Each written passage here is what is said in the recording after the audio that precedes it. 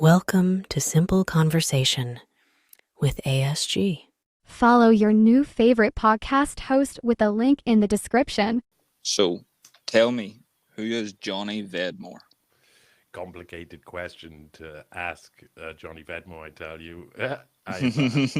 I'm a complicated person. I was brought up in the 17th century, so that sounds a bit complicated from the off, because I was in a thing called, my father was Colonel John Birch of Colonel John Birch's Regiment of Foot, fought under the armies of Oliver Cromwell, but I was in a thing called the Sealed Knot, which was a 17th century reenactment society, so me being brought up was, my weekdays were in Cardiff, in normal everyday 20th century living, and then all my weekends were with 8,000 people on a campsite with guns and cannons and pikes and explosions all over the place, and massive battles which people would turn up from all around to watch, and would happen all over Britain. So I had these two lives that kind of went on. One was very historical and obviously affected me, because now a lot of the way I prefer to write and the way I prefer to do my work is to go back into history. So maybe I'm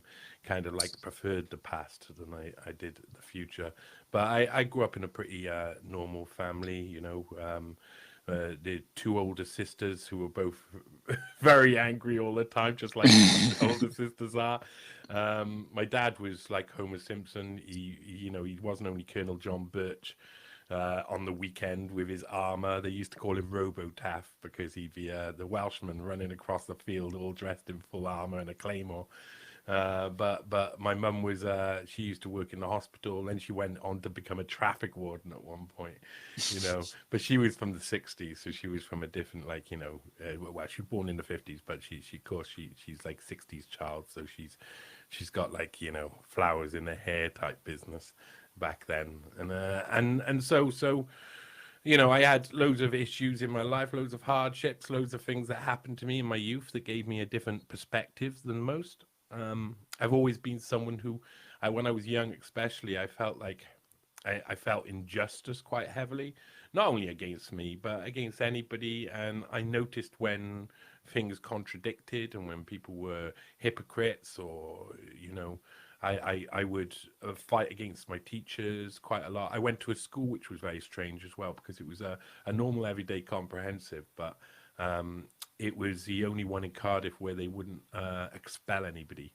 So everybody who got expelled from other schools came to our school. So my teacher, my form tutor, was a born-again Christian called Miss Bell, and she would accept every ruffian in Cardiff, and there was a fair few of them, I tell you, into the class. So my whole school life was a bit rough, you know, lots of violence, lots of bullying. Maybe I bullied other people too, you know. It's that sort of thing. You look back and you realize that everybody in a situation like that is just venting out their anger. And a hardship throughout youth. I had loads of different experiences. I was groomed for a bit, so that kind of affected me, probably propelled me on towards being proactive with fighting against stuff like grooming and elite paedophilia and all that. And then I had a thing called Graves' disease as well, which affected me quite a lot. From when I was about 13, I started shaking. My hands started shaking a lot, and I had headaches all the time. I was ill all the time. I was really skinny. I couldn't put on weight at all, and it wasn't diagnosed until I was about 27. So that was when I was roughly about dying. So I had a point where, you know, I got down to the rock bottom on a couple of occasions in my life. I became a musician for quite a while. And that included lots of drug addiction, lots of drug addiction. I got all the way up to morphine, and I was unhappy with life. I was devastated by all my experiences, devastated by the constant hypocrisy that was all around.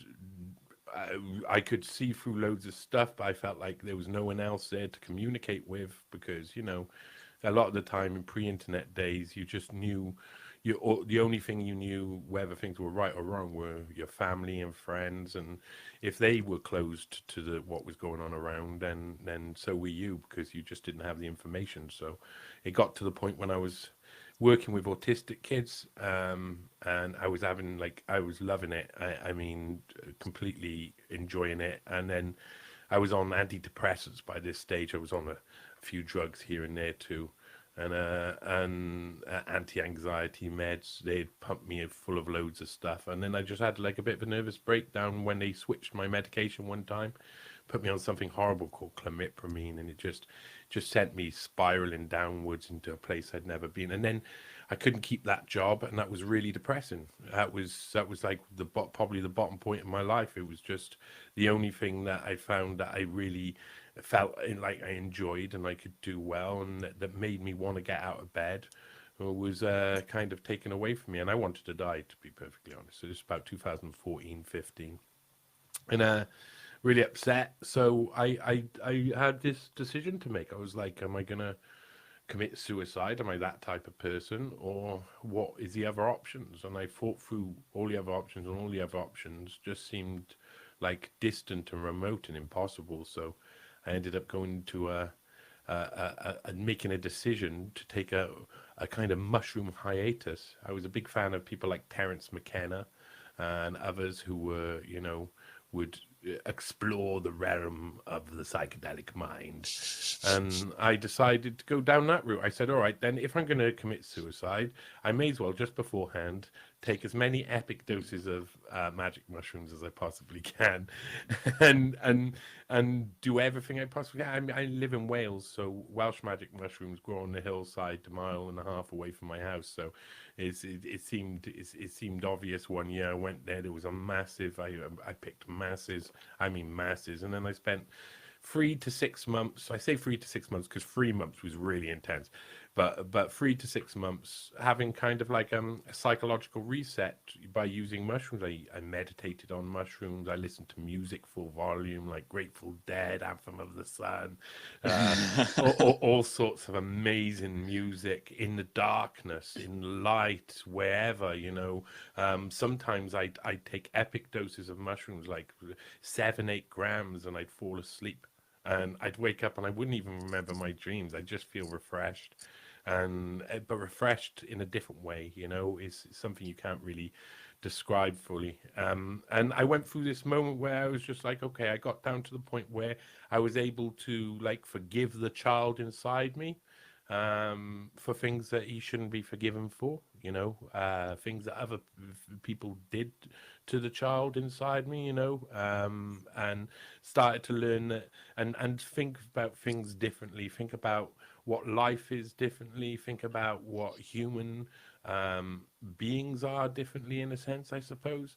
When you meditate in the dark, in a complete darkened room on epic doses of mushrooms, sometimes all you can see in your head is the energy, which is around you, your own energy. You can feel your distant best friend's energy over there, or someone else's. And it all sounds silly, but it allows you to have a reset of your perspective. So I did. And then I come through the other side of that, and I was like, well, I know what I got to do. I know what I got to become a journalist. I'd already been. I mean, the reason why I become so cynical and so depressed is because I've already been researching for years and years and years, and I started discovering that I knew things that loads of other people didn't know. The music scene was dying, so my band Bomb Alaska was having a hard time getting any traction anyway, and we weren't really into becoming famous or anything like that. We were really drug addicts playing really, really good. I mean, live-wise and jamming, it was really good music. I mean, really fast guitar, lots of like, we would sometimes just be playing high for hours and hours and lose yourself into the music in ways. So, but that wasn't going anywhere. The people I was in a band with were the people who were feeding me drugs, some of them, except for my wonderful best friend and brother from another mother who was always there for me, who was my bassist at the time. And, he was a bit of my stability through all of that. He was my anchor through the hard times. And then I come out the other side and I was like, yes, okay, I already know that I've researched a load of stuff and nobody knows it. And other people were telling me, no, other people must know it. That's all of my friends, all of the people I thought were friends anyway, were telling me, no, you can't know something no one else knows. And I went on this argument for about 2, 3 years where I'd show them things that I'd discovered and they would be like, oh no, someone else has got to know this as well. That includes Nicole Youngkerman, like one of the first Epstein people I looked into. It's like none of my friends could believe that I could become a journalist. It's like self-belief it isn't just given to you yourself. You don't, you have to take it at some point, and you have to realize, you have to grasp it, and you have to realize that self-belief comes a lot from how you give it away to other people. You let other people create what you believe to be true about yourself because they're looking at you, so they must know you better. But other people don't tend to know themselves, let alone you. And I always judged people as knowing more than me all of the time. And I think ego death helped. I went through a stage of ego death when I did the mushrooms and afterwards. And I think that helped massively. And then I started writing. I mean, my first proper article was on Laura Kuenssberg, who was political editor of the BBC.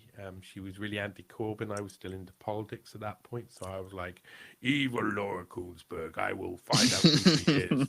And I went back in history and discovered like her father worked for a company that took workers' rights away in Peru. Her grandfather was Eckhard von Kuenssberg, who helped set up the NHS in the first place.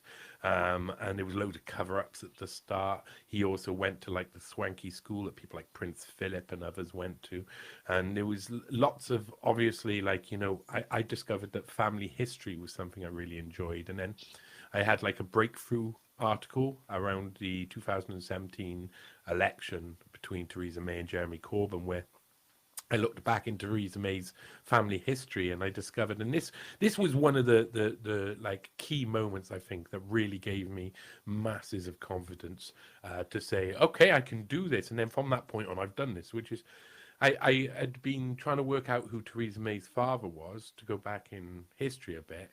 And they had a couple of notes about him on Wikipedia and places. And I went to the Wayback Machine and I put in the Wikipedia, wikipedia.com/ and I put his name in, Hubert_Brazier, and discovered that he used to have a page on Wikipedia and that it'd been deleted and merged into her own article. And I was like, why is that? What information is on there that didn't make it across to the actual Theresa May Wikipedia page? What was missing and what did they maybe want to take out?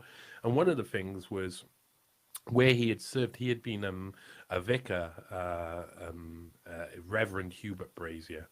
And like looking into him, I discovered that he had worked in Eastbourne Hospital. One of the places he had worked as a chaplain was Eastbourne Hospital in the 50s. And it was during the time John Bodkin Adams, who's an infamous serial killer, was murdering women on the ward. And of course, a chaplain of a hospital has a lot to do with consoling the relatives of the dead, signing off things, morgue stuff. There's a lot of services that they put forward that you would notice 130 people have died in weird ways, over 130 people. And this is recorded. I mean, everybody knows now, everybody admits it. And it was covered up because it was the start of the NHS and they didn't want the NHS to have a scandal.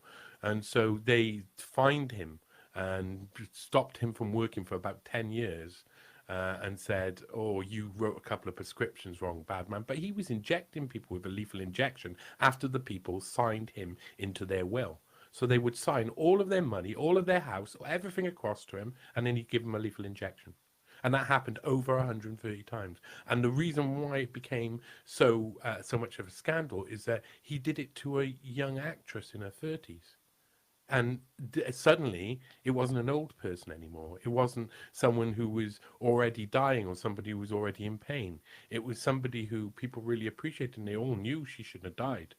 And so they all went, everything went tits up, as they say. And eventually, they covered it up. And her father, Hubert Brazier, ended up getting moved up to be the vicar of Haystone and Emthrop, which is like one of the the most affluent parishes in the UK, up in Oxfordshire, and he was the vicar for the elite. Suddenly, he had helped the elite with a cover-up, and they lifted him up to the centre of the elite.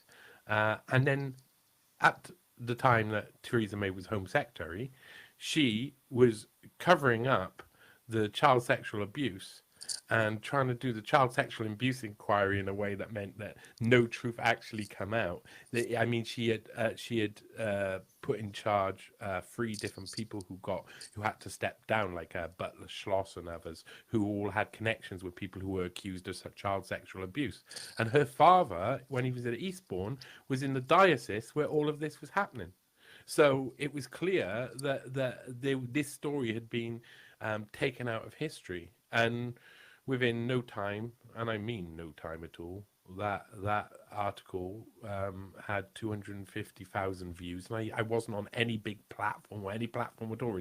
I was on a free platform that just opened called vocal.media, and you just like publish up, kind of like Substack, you just publish up yourself. So to get that sort of response, I realized, wow, I'm not sure if I can be able to ever repeat this like success, but I can repeat something very simple. I can find the cover-ups, I can find the things that are hidden, and then from that point on, really, I've become the guy who finds the information that no one else can find, and I have a very special technique behind that. But that's kind of what we get into where we are now. I mean, I had one big, massive jump in my journalistic career when I started investigating my first Epstein associate, and I had worked out this lady who no one else knew about, no one else was talking about at all, and she was involved in the UK NHS. She had come to Britain with Epstein at one point alone, which was really rare, and I knew that as soon as I entered into that case, my life was going to change, and very quickly, because you don't go in against proper intelligence and not end up with some sort of backlash. So then that leads me to where I've been ever since. I've been writing and writing. I've got a technique in the way I research and the way I write that allows me to do 2 things. Allows me to find the information no one else can find, and allows me to put it down in chronological order in a way that people then look at and they say, oh, well, that's all the truth. It's all sourced as well. And it all goes just, I'm no longer telling people what I think. I'm telling people just what happened. And once you put it down, beginning, middle, and end, people understand it fully. And, you know, I've since then, that's what I've been doing. And it's been a wild ride. I've had loads of different successes, written a load of really important articles, and had a load of fun as well, met a load of people. Now I'm a radio DJ presenting the Johnny Vedmore Show, TNT Radio Live. And all Very this, professional. you know? Yeah. It's all very strange, but it's been one hell of a journey, and there's loads in between there. But that's really the who is Johnny Vedmore, I suppose, is that sort of weird journey that came together to create the person I am right at this moment in time. Maybe different from the person I was 10 years ago, or maybe different from the person I am 10 years in the future. You know, that's how life is, but that's who I am right now. I think that any future guest listening to this is now swiftly retract their email to me, because I don't think they're going to top that intro in any way, shape, or form.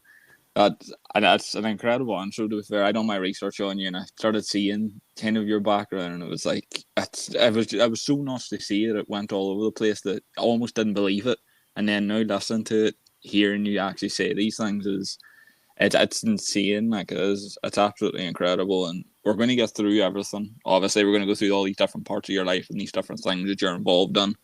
We won't be going as, I'll say, professional with the questions as other shows that you've been on as, because I feel like you've been on enough shows, you've got a big enough name now where people want to see these, want to understand about your background and your story, how you got into different situations. It's only a Google search away. So I'm going to hit these topics. I'm definitely going to get into a lot of these things that you did mention.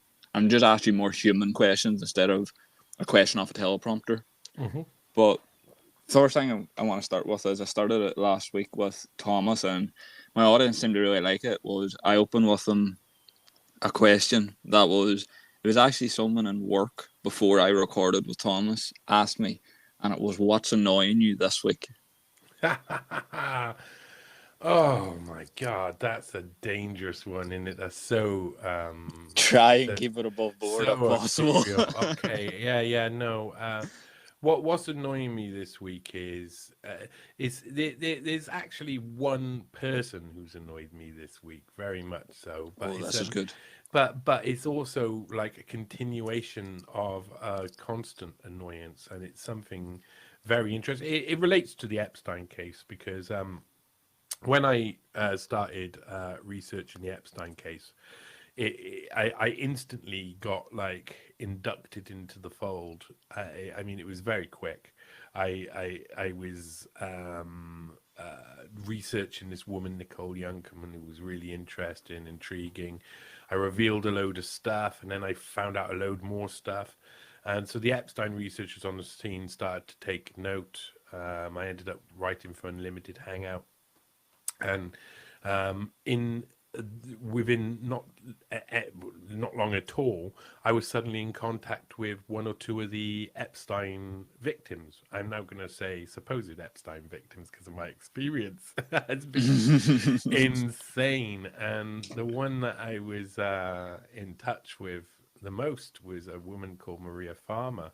And she came into my life love bombing me, telling me I was the best thing to sliced bread. She already knew my partner at the time, and she had done interviews with her, and she was doing other stuff all around the place. She was talking all the time. She was revealing all of the truths about the cabal, or at least that's what I thought.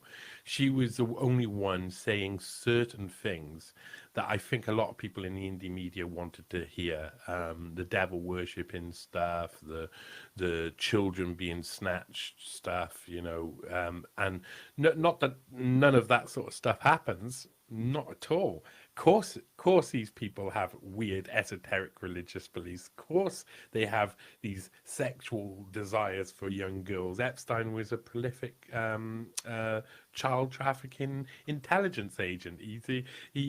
But the majority of the girls that he abused was him abusing them, or he took was him abusing them. 99.9% were for his massages. He had 2 to 3 massages a day. You can say massages with quotes because they weren't massages.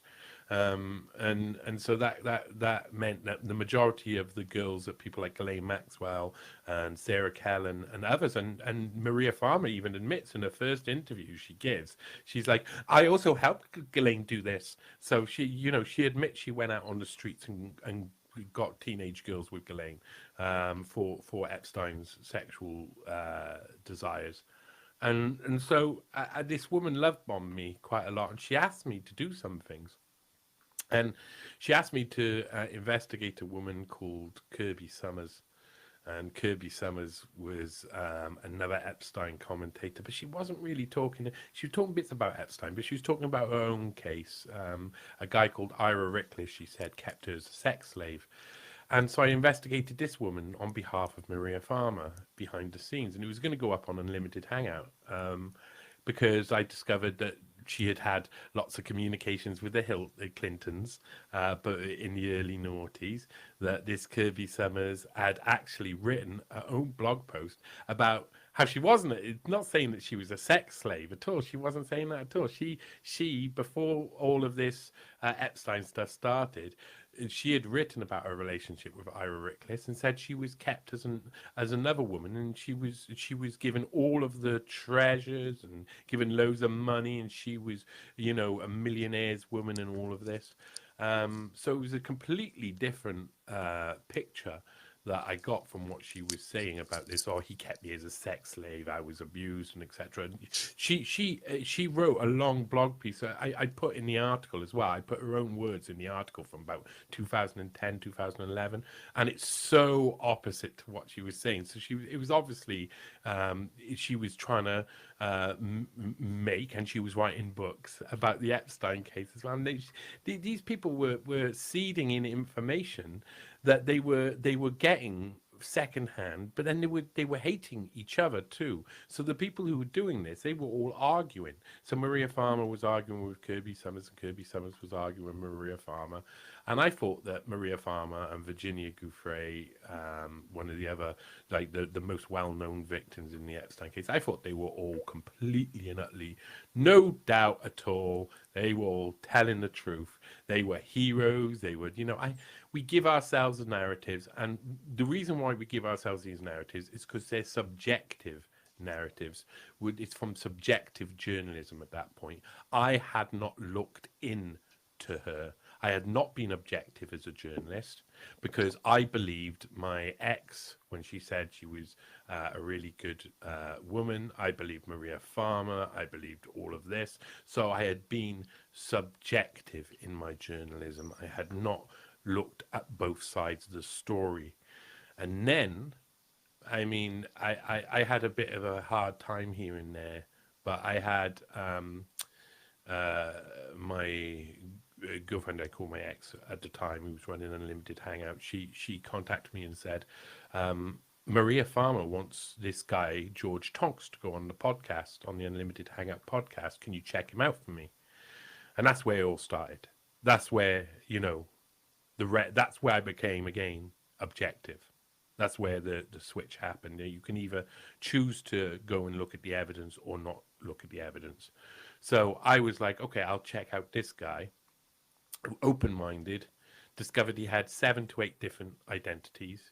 He had been in prison for the past 10 years, convicted of fraud, convicted of a scheme that was blackmailing young guys and girls. I don't think they were underage. Some of them went down to 16 though. They'd take modeling pics, modeling, again, quotation marks, pics of girls and boys, and then they would basically try and extort them in some way afterwards. And they got caught for some of these scams, and he ended up doing jail time. And he was a compulsive liar. There is no one. His name's not George Tonks.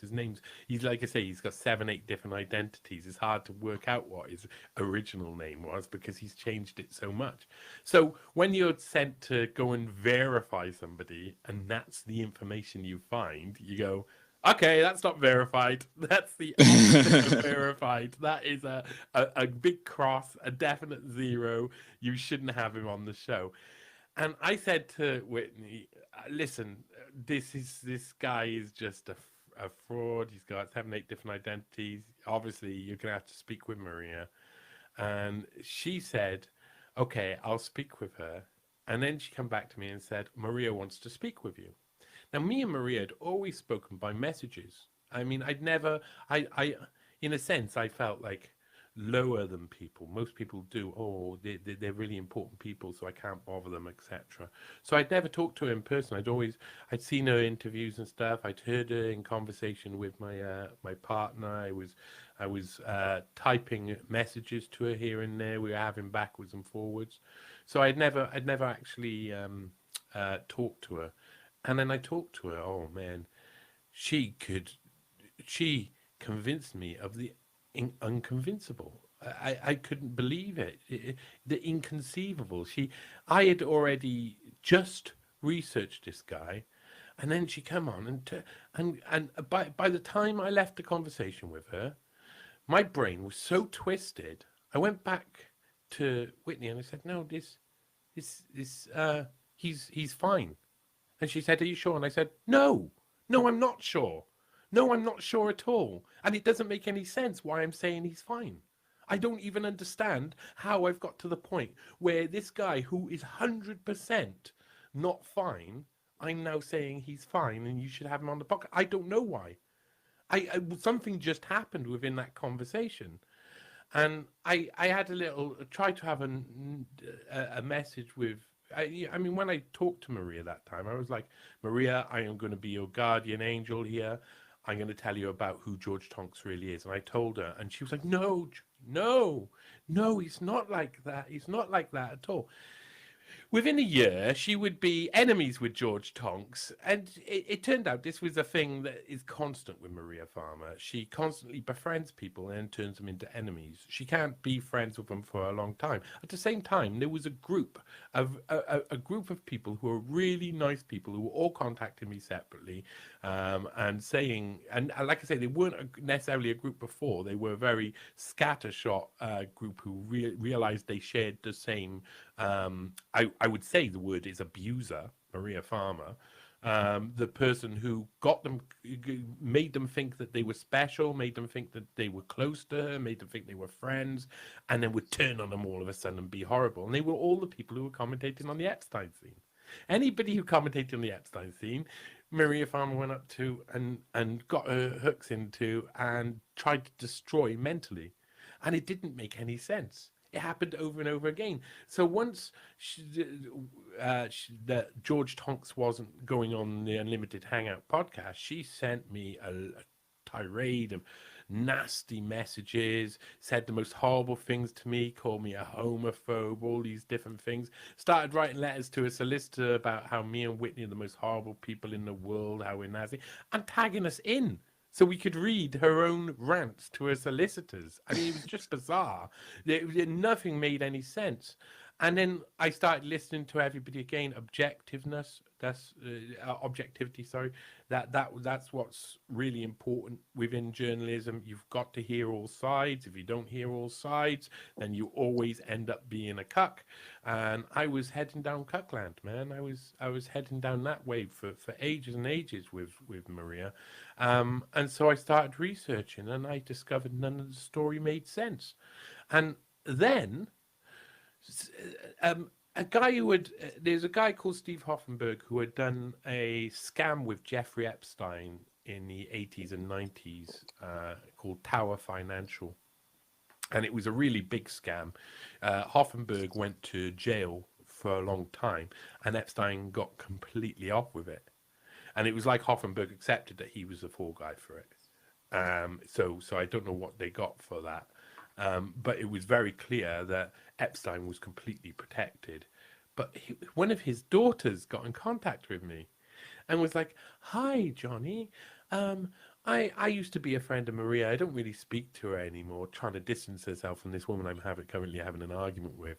And she's like, "But I really want to help you to research Kirby Summers." And I realized that Kirby Summers was actually a distraction for me. They were making me concentrate on Kirby Summers. It didn't even end up going. The article I wrote about Kirby Summers didn't even end up going up on the Limited Hangout. The day before it was meant to go up, Whitney said, "No, it's not going up. You'll have to publish it elsewhere." So I published it under a pseudonym. It's the first time I'd ever done that in my life, and I won't do it again. And I republished it under my own name about a year later because I realized that it'd all been a bit of a trick.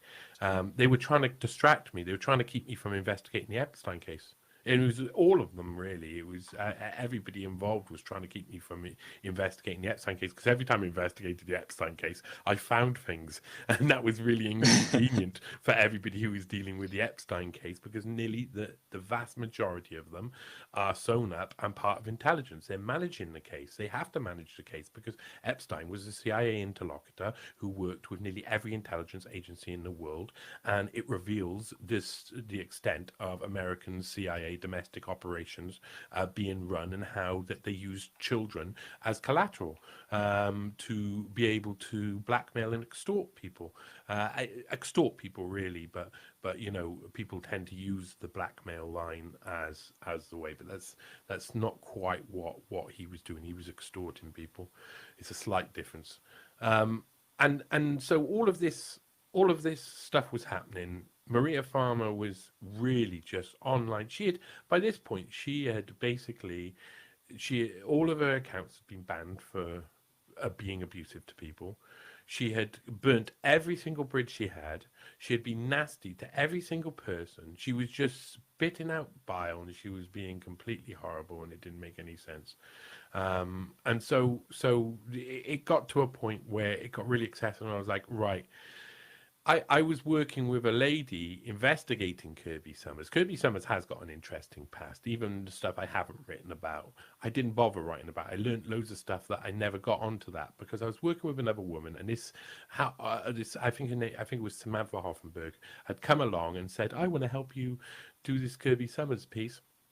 And look for Kirby Summers information. And she came along, and every bit of information she was given was just time wasting. There was no point of it. I'd already been working with this other lady who was just interested in doing stuff. She was no connection with anybody. Sometimes this happens, just an old lady and old guy just come up and be like, "I love your work. I want to help. How can I help you?" And then they just come to you and they give you loads of research. And she was such a wonderful woman I was working with.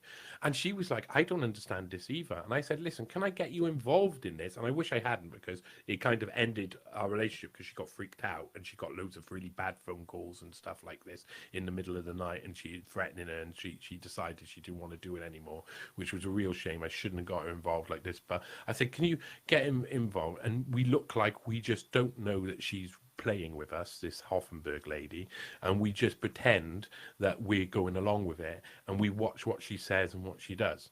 And she was like, yeah, let's do it. So we did. We just pretended that we believed Samantha Hoffenberg and let her keep giving us the information she wanted to supply us with to distract us.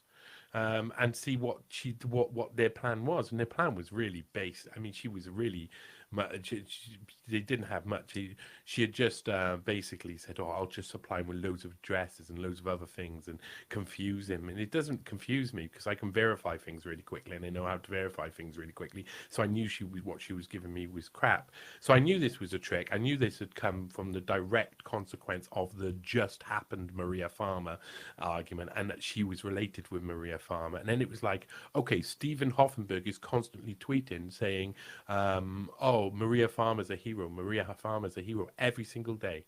So it's pretty obvious that this is a connection. Yeah, this is all connected. So I was in a web by that point, a really, really weird intelligence web of where they were trying to take away my ability to understand what was going on and to investigate. And so I said, all right, then I'm going to have to go through everything about Maria Farmer to understand who she is and why she's doing this and what she was doing before. And that led me to discovering that she had been having a relationship with Stan Pottinger, who was one of the lead lawyers for a lot of the Epstein victims. Edwards Pottinger was the firm that was representing a lot of them at the start, Bradley Edwards and Stanley Pottinger. Even in Bradley Edwards' own book, Relentless Pursuit in 2020, he calls Stan Pottinger over and over again a CIA super spy, and has even this big thing where he's going backwards and forwards saying, but are you the CIA though? And, he describes quite simply how he was indoctrinated into the intelligence unit that was to manage the case. It's a really weird book because he's supposed to be pretending that he's not doing anything wrong, at the same time admitting everything that they're doing wrong. And I discovered she was registered in a company with him. Maria Farmer was registered at Stan Pottinger's company, FAE, that was registered at his Twin Lakes home in South Salem. And that made no sense to me. And then I was like, who is Stanley Pottinger? I knew I had messages other people had sent me that a load of people who had Maria Farmer befriended had kept all of their messages with her because she had said so much, and they'd recorded it all. And when she turned on them, they were like, "Well, I got to keep this just in case she says anything publicly." So I suddenly had all of the behind the scenes, and I got to see a load of different. So she was saying to these people she was in a sexual relationship with Stanley Pottinger. There's a lot of other things I won't say to that because it'll make you feel sick, the amount of details she goes into. But basically, she was obviously in a relationship with Pottinger, and Pottinger was a CIA super spy, and this was before the second Epstein takedown, and before suddenly Maria Farmer comes into the scene. Like, one of the first times she comes into the scene is in a newspaper article where she's mentioned that's about Stanley Pottinger doing something wrong, and then they start talking about, oh, but what do the victims say? And then they go to who's Stanley Pottinger's girlfriend at the time. It's amazing. And so I was really interested, and I discovered loads of things about her. She had said she had been in hiding for 25, 30 years, fear for her life. She couldn't even go out. Eileen Guggenheim was after her, and Vicky Ward was after her, and they were all working for the Epstein cabal. In 2006, she was showing her art in the Take Home and Nude art show, and it was run by Eileen Guggenheim, and Vicky Ward was there. It's down on the website. Maria Farmer's there, Vicky Ward's there, Guggenheim's there, while she's supposed to be in hiding from them. She had her own Twitter under her own name. She had her own Facebook under her own name. She had her own website, mariafarmer.com, under her own name during that period. She said she lived in the cabin in the woods, hiding, having to hide from these people who were going to kill her. She lived in Caps Mill, which was a beautiful farmhouse that was ancient and worth lots of money. She had her own business registered under her name. Everything was a lie. And it broke me. It broke me in many ways, because it actually exposed a lot of my life. I had allowed a lot of these people into my life. I realized all of the links. I realized how this person had got into my life originally. I realized that all of the conversations I had before with people about her, I realized which ones were true and which ones were false. And it was a bit of a sad moment for me, but it led me to Stan Pottinger. And then I wrote the Pottinger series, which shows that he was involved in everything. Kent State, the cover-up of Martin Luther King. He literally signed off the cover-up of Martin Luther King's assassination. Watergate, he literally signed off the Watergate. He interviewed the head of the CIA at the time that Watergate happened, Richard Helms himself. You know, he was the guy who signed these things off. He was involved in Wounded Knee. He smuggled guns with Jeffrey Epstein himself during Iran-Contra in the 1980s, and was caught and outed in the newspapers, and it was covered up and let go. So all of the information was out there. He was involved in the October surprise. He was George H.W. Bush's best friend and helped him get into office via the Iran-Contra and the October surprise. Not only that, in 1990, he moved to Palm Beach. And I was like, when I was looking at it, I was like, no, there's no way that he lived close to Jeffrey Epstein. No way that he had a Palm Beach house near Jeffrey Epstein. No way. After all of this, all of these links, that would just be the cherry on the cake. 500 meters away. He lived 500 meters away from Jeffrey Epstein's house of hell. And then I realized the whole thing, the whole Epstein case was a sham. It was the second time they had done a sham. The first one was a sham too. We know that. The second one was also a sham. Even Virginia Roberts, Giuffre, is withdrawing her statements now and saying, I can't remember if Dershowitz was actually there, after saying very specifically Dershowitz molested her and stuff. Now suddenly, I don't remember. I was outside court on it, and I'll pretend it didn't happen. It was a sham. It was a way to cover up what they had to do, which was get rid of Jeffrey Epstein and make everybody distracted by these victims that they would put up on a pedestal. So what's annoying me this week is that I've been through all of that. I've written 3 articles called The Pottinger Identity, The Pottinger Supremacy, and The Pottinger Ultimatum. Explained it in great detail. I made a documentary on the first part of that called Searching for Stanley, which all of them are going to be made into documentaries series as well. I have them all planned out so that people can understand this CIA super spy. His effect, he went out with Gloria Steinem, head of like the feminist movement for over 10 years, you know, and all of this. I had been through all this. What's annoying me this week is some guy who I met and did a speech with at an event a couple of months ago. Turns out he knows a load of people. His ex-wife was someone I used to work with. You know, we both lived in. He lived in Cardiff for a while, where I'm from. He was about the same age as me, mixing with roughly the same groups. Two of my best friends were his best man and best woman at his wedding and stuff. I thought we were getting on. I thought we were friends. And then Maria Farmer come along, did an interview with him, and he said, I hate you now. You're disgusting. You're abusing Maria Farmer by saying she's CIA. This is terrible. This guy's called Nick Cotton. He's a far right guy who hangs around with people like Jada Franson and others, but takes weird angles on things and basically looks for a way. He does lots of smear hit pieces, which are quite fun, like the way he does them and stuff. But this one's a wrong one because I've seen every single person who gets close to Maria Farmer like this. He's just met her. She's given him a podcast, and he's like, "Oh yeah, I believe everything you say." I've been there.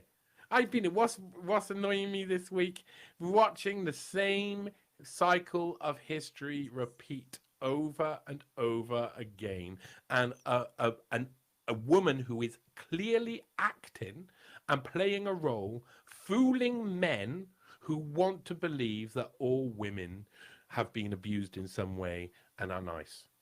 It's not true. Yes, loads of women are abused in loads of different ways, but there's also a load of women who use other women's abuse to gain power and control and coerce others. That's it. That is what the Epstein case has taught me. It's not just black and white. Of course it's not. And to be objective, you need to look at two sides. So what's annoying me this week is this guy, Nick. Oh, man, I feel really sorry for him because he's so dumb. He's like, what he's doing right now is really, really silly because I said to him, he blocked me on Twitter. That was the first time I knew about it. And then I said to him, I went onto his YouTube podcast with Maria Farmer, and I said a few things to him, and he was like, "You're basically on the same side of Aleister Crowley's niece or something along these lines," which is some woman who works for Mainstream, who she tried to talk to me and co-op me once, and I wasn't very interested in working with her because she had the name Crowley, and I was like, not at all. So he's like, basically, you're on the same side because anybody then against Maria Farmer is against me, and it's like, no, go and do your research. First of all, I've put all the sources down, and you only have to read one paragraph in this one article and check all of the sources, and you will see that all of the story she's told is a lie, that she wasn't in hiding at all. All of these things, all sourced up. It's, I've got her her previous Facebook posts, her previous Twitter links. I got mariafarmer.com on the archive. I got the take home and nudes stuff where she's exhibiting in front of Guggenheim and etc. I got Guggenheim at the event. I got all of these different pieces of evidence to prove that nearly everything she said has been a lie in some sort of way. And he said, I'm refusing to look at it. And this week, that's what's really annoying me. He's choosing not to be an objective journalist. He has if someone had come to me and said, you just have to read one paragraph and look at the sources. I have all the evidence. If they had done this in 2020 at the start, 2021, when I first started talking to Maria Farmer, I would have read it, looked at it, and I would have known, and I would have been like, thank you so much for telling me that. I wouldn't have had a load of the rubbish, the crap. I wouldn't have taken the crap that I took over the next few years at all. I would have realized straight away. I would have been really appreciative of it, but no one did. There was a load of people who came to me and was like, "She's not who you think she is," but had no evidence behind it. And I was like, I don't, people. Whenever you do an article about whatever, or whenever you take whatever side, there's always people in my job who come to you and tell you the other person's nasty. That's just life. That's just the way it is. People have picked sides. But I can go to him and say, and it's all like written down. It's written down there. I'm saying to him, please just look at all of the evidence and look at all of the sources. And he's saying, no, I refuse. I'm only going to look at the one side. And that's what's really grinding my gears this week. The fact that there's this, just like the irrationality of not being objective when you've got the opportunity to be objective. And then I have to go then through this cycle every now and again. It's very clever to keep me distracted of having to defend myself when people say, I've been abusing one of the Epstein victims. She was apparently sexually assaulted by a paedophile when she was in her mid-20s. I can't even the description of what happened. He takes me upstairs. She's 26 years old. He takes me upstairs. He lies me down in bed. And she actually infantilizes herself to make it so. And he is not. It's like, I have done so much work. I have looked through every single witness testimony I can find about Jeffrey Epstein. I helped research and write some parts of One Nation Under Blackmail, Volume 2. By Whitney Webb. I went through, my job was to go through all of the sexual blackmail stuff, all of the sexual assault stuff. I went through every single bit of testimony. There is not one moment, even Sarah Callan says, the idea that, or someone who we believe said it was Sarah Callan, but is redacted to the name, but it fits Sarah Callan, says that Jeffrey Epstein, when he couldn't get a teenage girl, he would have sex with an adult, like 18, 19, 20 adult, and he would look like he was repulsed. He hated the idea of having sex with older people. It wasn't what he wanted. He was a paedophile, pederast, predator. He was aiming at girls who were definitely between the ages of 13 and 17. He told Haley Robson, who brought girls back, one girl she brought back was 21, and he said, you won't be working for me anymore if you keep doing that. She's way too old. You just don't do that anymore. So the idea that he was there, like, sexually assaulting a 26-year-old when that is not his profile at all.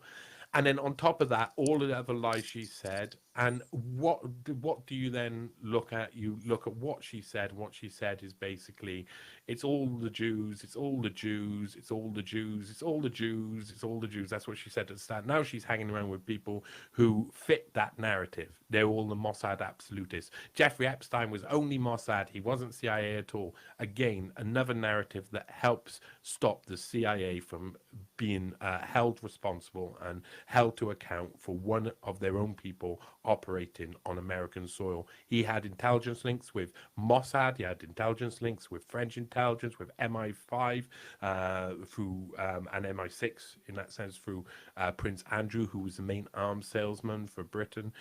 He had intelligence links in Canada. He had intelligence links all around the place, but he was based in America. He's running domestic operations. He was a kingmaker for the Democratic Party. He was definitely running those operations. So when I have to go through this again, this cycle, because someone's just believed Maria Farmer again, because Maria Farmer's just tricked someone again, basically, then it gets really frustrating. And it's like a bit like, exasperated that I've got to write a load of messages to defend myself against someone who's trying to say that I'm abusive, just because they won't look at all of the evidence. They'll only look at half of it. And even when he's saying openly, I won't look at what you're trying to show me.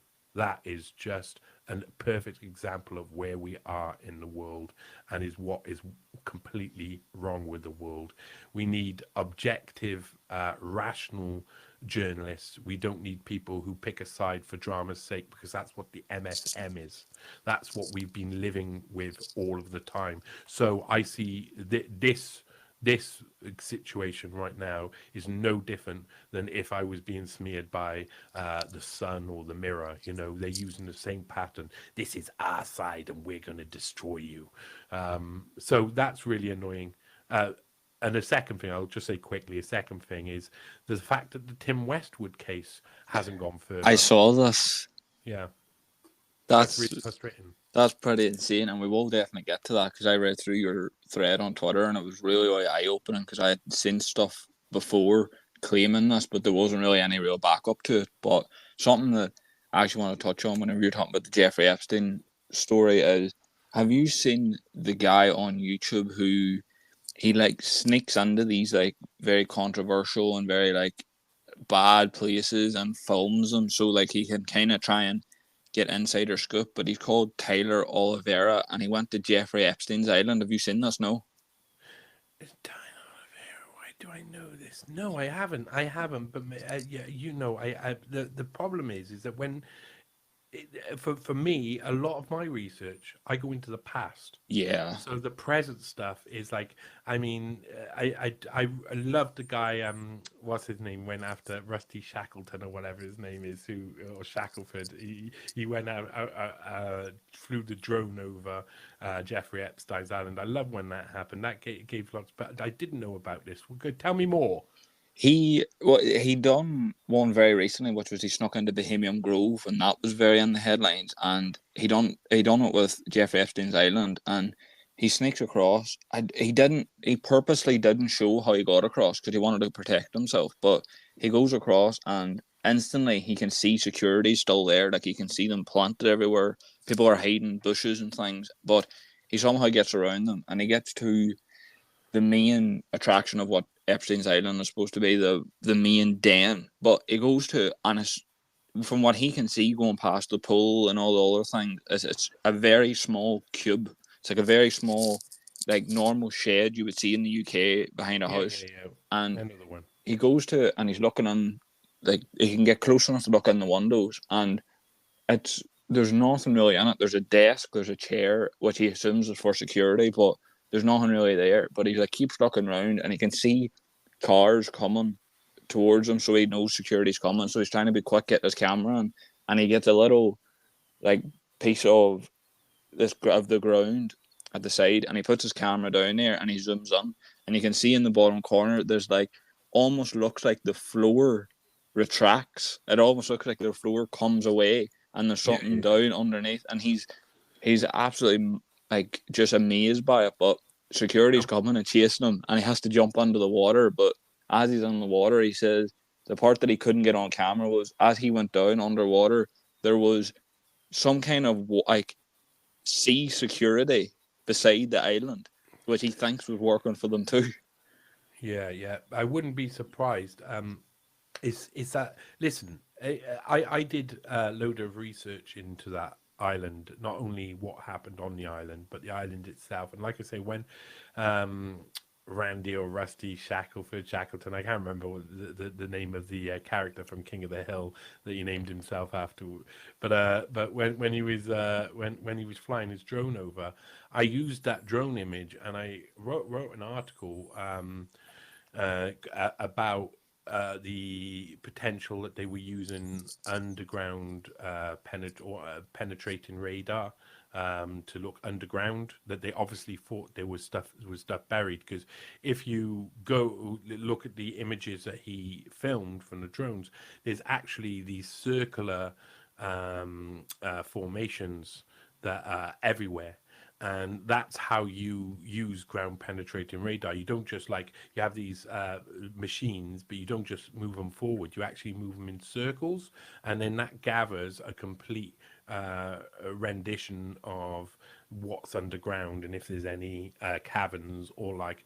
And I think that I think there'd be multiple places where they were hiding stuff. There'd be multiple places which they were using in loads of different ways. I don't think they were as advanced as we would want them to be for that narrative. So I think that, and this is the same with Zorro Ranch, if you actually look at how the work was being in New Mexico was being being performed, they bought the property, and by the time they got rumbled and the spotlight was on them, they had to stop doing what they were doing. And after his conviction, they had to wait a while before they started doing things again. So there was, if Jeffrey Epstein hadn't been caught the first time, and that really started in around 2004, 2005, and didn't really end until 2011, because I mean he managed to keep out of going to prison till about 2009. But they knew they were being, that was the first time they'd been raided a mother. It was the thing that changed it was a mother, of course, who ain't gonna accept that someone's just raped her daughter. You know, that's the fundamental like moment where that Jeffrey Epstein thing came to an end. He had done so much, got away with so much, but there's one woman who's like on the phone to the police, like, there is no way. What the hell is this guy doing? And why aren't you doing anything about it? And she managed to get through to one copper, one policeman, who is just like, yeah, all right, then let's do it. And those two people changed the entire game at that point. So I don't think he was far enough forward in his preparations. During this period, there's lots of interesting stuff happening as well.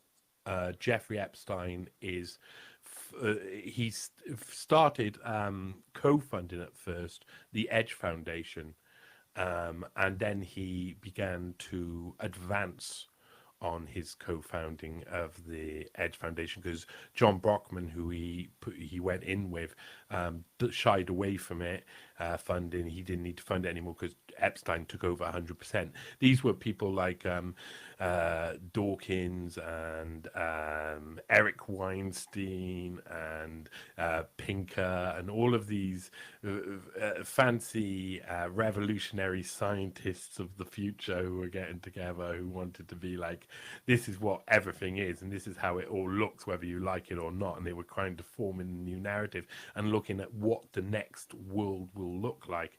They were all being recruited into this group, which was basically looking at cutting edge technology for the future, so that these really, again, it's an extension of the elixir of life. You know, they're looking for a way to live forever. So there was people like, oh God, how can I forget his name? Oh my, you know, this is weird when you forget certain people's names. I'm showing you. Who owns the Sun? Oh, I'm not sure. Actually, Rupert hold on. Murdoch. I have Google in front of me. Yeah, Rupert Murdoch. That's the one. Yeah, I mean, my brain sometimes I got so much like. You've said it so many times, you've almost forgot it. But Rupert Murdoch is a name that I've known all my life, and I forget at just that one moment in time. So it's always strange. I always find it strange the thing I can't remember, because it's always the thing that is the most likely thing I should remember. And I feel because I access areas of my mind that don't necessarily get access loads, that it suddenly shuts the door to the that I access all of the time. So it's very Believe strange. me, I know. Yeah, but Rupert Murdoch's there. Nathan Mervoyd, who's a horrible character, there. Epstein's at the Edge events, of course, hanging around with Cindy Lopez in one of the pictures, who's one of the underage girls that he was abusing. And there's, you know, they were doing something else. They were creating a new world, and they were trying to. And this goes. Some people were you know, like Maria Farmer, were then seeding in that this was much bigger and much further along than you'd think, and it was all for these purposes, and that muddies the water, because the reality of it is this is the tech takeover. This is intelligence trying to work out which tech is going to be the big tech of the future, and what to invest in and what to co-opt early on. So all of these people who were doing all of this stuff, they were coaxed in by these swanky holidays. They're all going to go over to the Virgin Islands and Little St. James and have a little party, you know. And they're all going to get to see this freaky temple on the hillside and have these young girls come around and sit on their laps or whatnot. Some of them are going to indulge in worse if maybe it's convenient for that to happen. This is also something else about the Epstein case that people have got to understand, and is something that a few people have mentioned now, and I quite like the analogy. So it's not this hasn't come from me. I don't know where it originally come from, but it makes sense, or metaphor. But it's like a party boat, you know. These people who are all of these famous scientists from our time, who are all these old guys, they all get a chance to go on this party boat. But even they know that it's an intelligence-linked party boat. And once you're on there, you're stuck on there in loads of different ways. And you can't come off. You can never come off the party boat. If you come off the party boat, you will suddenly have bad stories about you. You will suddenly have loads of bad things happen to you. You will be prosecuted down the line, maybe, or you will lose all your money, or you will have everybody turn against you, or you'll die. You'll be found hung from a tree with a shotgun wound to the chest, and they will call it officially suicide, like Mark Middleton, who was the person who brought Jeffrey Epstein into Clinton's White House 17 times in the first 2 years Clinton was in office. So these people, they know that the worst possible sanction is hanging from the tree by an extension cord with a shotgun wound to the chest. So once you're on the party boat where that's the worst sanction, you're less likely to want to come off. Logically, you think, I'll stay on the party boat. And anyway, while you're on the party boat, you get money, you get influence, you get girls, sometimes very young girls for some of the guys who want very young girls. And that's another thing. You've got to understand that psychologically, that's not every guy. That is like a very small percentage of human beings are attracted to very young girls, as a matter of fact. Most men are attracted to women because they can probably in a psychological sense, because they can bear children. And so the more able to bear children, the more attracted that they will be. It's a sort of process that you normally think in your head, or we'd think in our head. But a lot of these guys, scientists, whether they were the politicians, whether they were the Democrat sort of like potential Democrat leaders, because you think about who Epstein was bringing on his party boat. The Democrats were all there. He was not only hanging around with Stanley Pottinger in the early 1980s, running guns in Iran-Contra, so that George H.W. Bush, who had just been the head of the CIA, could get into the White House. So already he's hanging around with these big-time influencers. But eventually, from this Republican Party melee of serious spies, a Republican Party-linked melee of serious CIA spies, come this Democrat kingmaker. That's very suspicious. Introduced to Clinton very early on, starts being very important within Clinton's life. And Clinton wants to keep power. And he wants to keep power by proxy as well.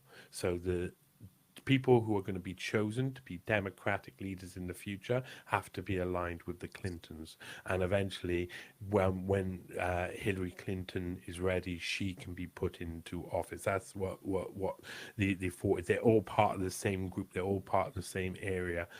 Now, that can be proven by the fact of the people Epstein had on his plane, who he funded as well. He funded Joe Lieberman,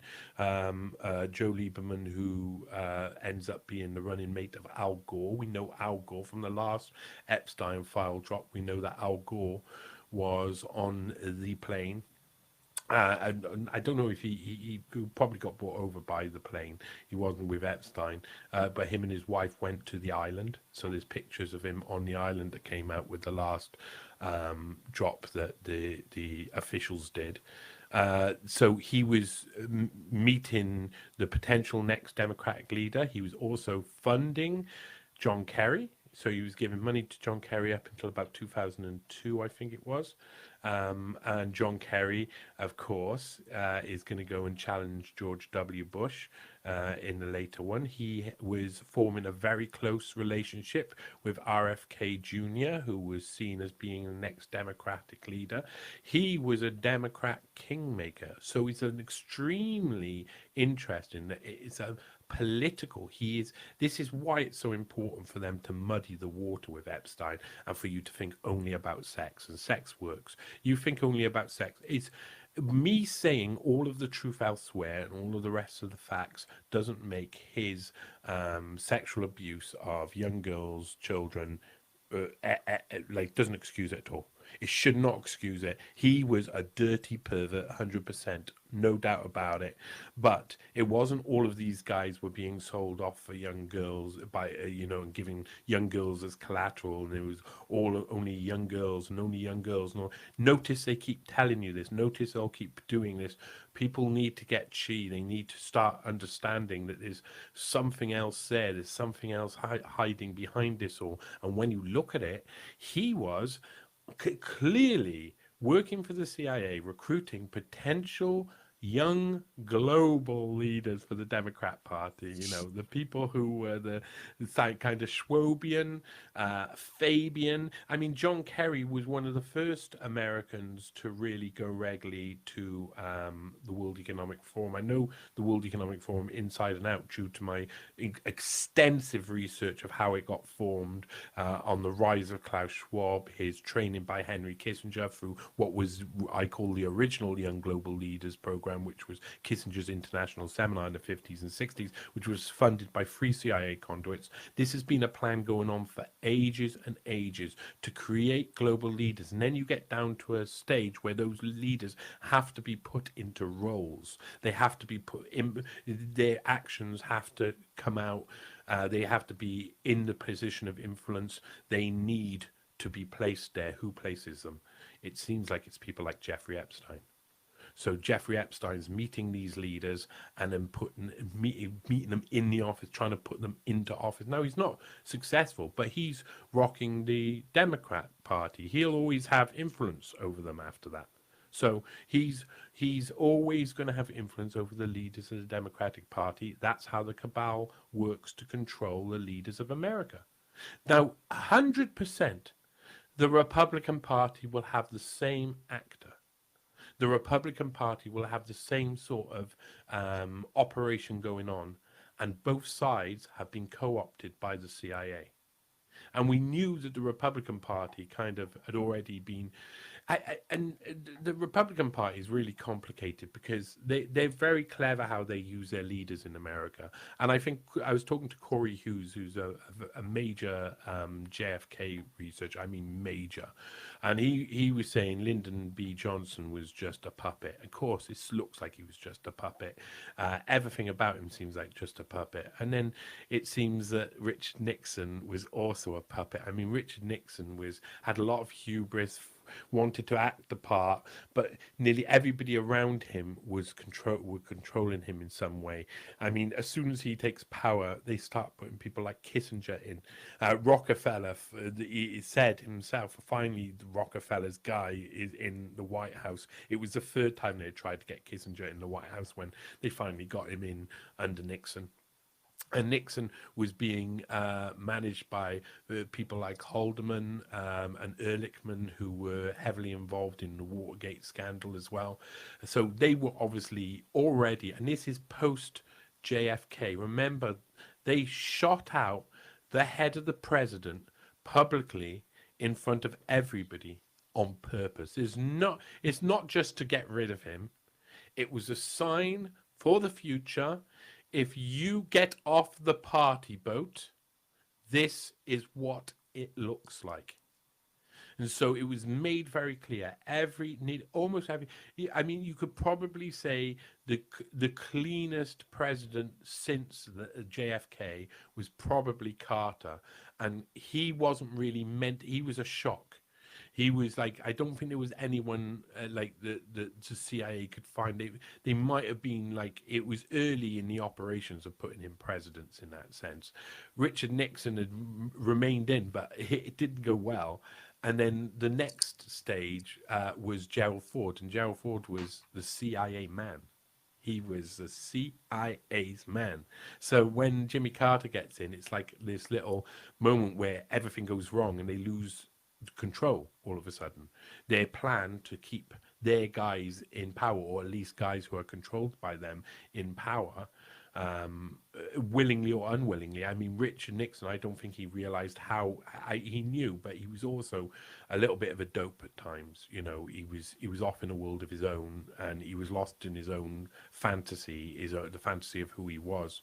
So I think that, you know, Jimmy Carter was lost, and then they had to get him out by running Iran-Contra and the October Surprise, those linked together, of course, because Iran agreed to release the hostages after October, which would mean that that went bad for Carter in the polls, and it meant that Reagan and Bush ended up getting the presidency, which is, of course, a coup in America. And again, just as he leaves, George H.W. Bush leaves the CIA to run alongside Reagan, and then they try and kill off Reagan at one point. So think about Party Bus, and then who do we have afterwards? George H.W. Bush, the CIA's man, head of the CIA from about 1977, I think he took over, 1976 maybe, till when he stepped down to become Reagan's vice president, and then he becomes president, and then Bill Clinton, and Bill Clinton is clearly a CIA's man. So, I mean, he looks like a Democrat, doesn't he? He looks like it, but he's a Fabian, and he's doing the same thing as everybody else is doing, long, drawn-out control. Now, it's even more. I mean, that period and these people, and the reason I skip off this and go on, it's really important to understand this. The people, before Clinton gets into office, the people who were studying under Clinton include Yvette Cooper, Tony Blair, Gordon Brown, John Prescott. They're all there. They're all hanging around in 1992 on the Clinton election campaign, going over to check out what they're doing. Yvette Cooper was working directly with the Clinton campaign. She was an underling for Clinton at that time, and they were forming New Labour based on the idea of that. They came back and talked to John Smith and said, wow, what they're doing over there, blah, blah, blah, blah, blah. And John Smith told them they could go fuck themselves. And then he died soon afterwards. And then New Labour rises up. Intelligence, and we see what Tony Blair's administration was like. It went straight into wars with people like George W. Bush, and it started to reform society in a way which was very much like Clinton. And they were very, I mean, that was to take over the Young Global Leaders anyway. And the Young Global Leaders course was originally all Global Leaders for Tomorrow. Tony Blair was first year in that, along with Gordon Brown and Angela Merkel and Nicolas Sarkozy and Viktor Orban and et cetera, and Bill Gates. And so this was a takeover. And I think this is all the takeover of by the CIA. And Jeffrey Epstein was just part of that. Your Young Global, the original, the Global Leaders for Tomorrow, which was the original name for the Young Global Leaders in the first one run in 93. 93, when that's running, that's just as Jeffrey Epstein and Mark Middleton are walking in to the White House to meet Clinton. So these are all part of the same story as well. There's a reforming of society. Everybody's very excited that, communism, Soviet communism has fallen. The Berlin Wall has come down. It is time to reform society in their image. And that's what happens all over the West. And it had been planned and mapped out by the CIA many years before, by people who are linked with the CIA and the CFR mainly, in the halls of places like Harvard. And so even the Epstein case has great, I mean, they were leaving, Yvette Cooper and New Labour people were leaving as Epstein and others are coming in. Whether they crossed over and passed by each other, seeing as they're all hanging around with the same people, it's probably very likely. And we all know that Tony Blair is probably going to come up in one of these Epstein file drops eventually. They're all linked. And they're traceably linked as well. So Epstein isn't just about one thing over in America. He's also about what's going on in Britain. To be honest, this is actually going a lot better than I expected, to be honest, because I mentioned on one of the very first episodes that I wanted to do these kind of like specials and kind of like spun-off bonuses where we went through, I wouldn't say cases that are in the news, but like pretty trend and news topics and kind of dissect them and talk more about them and get people like yourself into that know a bit more background. And I think, to be honest, every question that I had planned couldn't have got an episode with as much gold as this. Like, it's been truly amazing. And I think I'm gonna end the episode now because I think that it would make sense to bring you on again to talk more in detail with the Tim Westwood stuff when it develops a little bit more, and when all these other celebrities that are involved in cases similar develop a little bit more too. So I think that we've uncovered some insane things. Like, I had some questions about the Epstein case that, I mean, you blew through naturally, it's made my job a lot easier, and it's been an absolute pleasure having you on. Dr. Heath had told me that you were going to be quite the guest, but never could have prepared me for something like this. It's been honestly amazing, Johnny. Thank you. No, thank you.